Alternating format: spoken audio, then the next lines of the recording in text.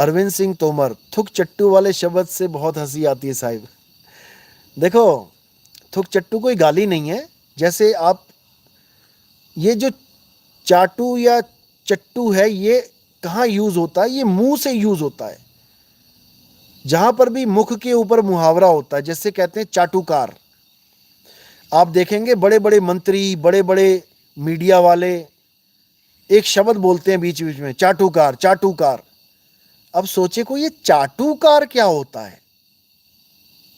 लगता है गाली है। बिल्कुल नहीं।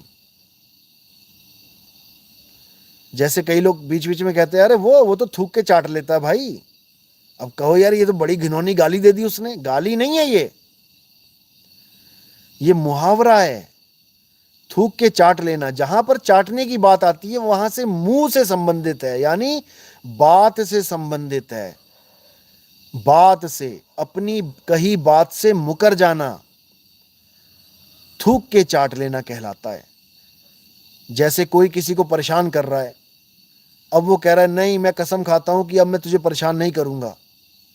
अपनी बात रख दी उसने, अब वो दोबारा परेशान करने लग जाए अगर, तो इसका मतलब है कि थूक के चाट लिया। इसी प्रकार थुक चट्टू क्या बोला गया, किसको बोला गया है? जो ज्ञान को चुराते हैं लोगों से, क्योंकि मुंह से संबंधित है ये थुक चट्टू।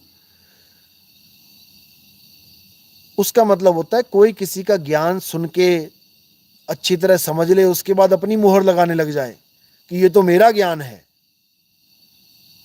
जैसे किसी ने पान खाया, उसने तो पान पैसे से खाया, 50 रुपए का मीठा पान बनवाया बढ़िया सी। अब उसने क्या किया, उसने कहीं थूक दिया उसकी पीक।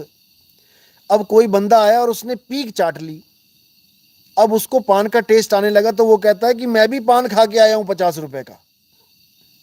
अरे भाई तू पान 50 रुपए का खा के नहीं आया है, वो 50 किसी और ने खर्चे हैं, तूने तो उसकी थूक चाटी है। इसलिए कहते हैं थुक चट्टू। किसी ने थूका, तुमने चाट लिया और तुम सोच रहे हो मैं भी 50 रुपए खर्च करने वाला बन गया। अरे तेरे पास 50 रुपए हैं ही नहीं।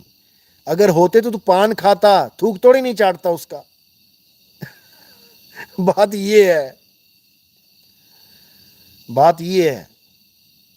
और कोई इसमें गाली नहीं है भाई।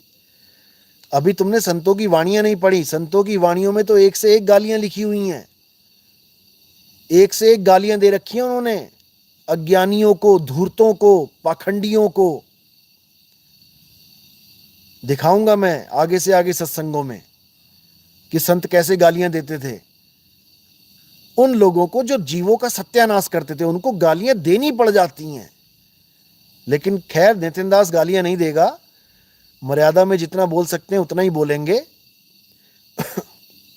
लेकिन लक्ष्य एक ही है कि कोई भी ज्ञान में मिलावट ना करे।